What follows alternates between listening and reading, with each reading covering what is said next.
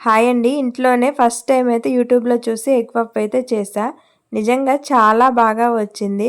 నేను బయట తెచ్చుకొని తింటా గానీ అవైతే రాళ్ళు, ఇసుక అయితే తగులుతూ ఉంటాయి. 2 కప్పుల మైదా పిండి, baking powder half teaspoon, 1 tablespoon salt.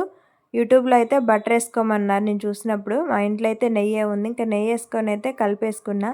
మీ ఇంట్లో కూడా ఏదుంటే అది వేసుకొని అయితే కలిపేయండి. నెయ్యి వేసుకుంటే ఇంకా టేస్ట్ అనేది బాగా వస్తుంది. ఇంకొక గిన్నెలో 2 స్పూన్ల మైదాని అండ్ నెయ్యిని వేసుకొని అయితే పలుచగా కలుపుకొని పక్కన పెట్టుకోండి. ఇప్పుడు స్టఫ్ కోసం అయితే పచ్చిమిర్చి, ఆనియన్స్ ఇవి మగ్గించుకొని అయితే పైన స్క్రీన్ పై చూపించినవన్నీ అయితే వేసుకొని కలుపుకొని పక్కన పెట్టుకోండి.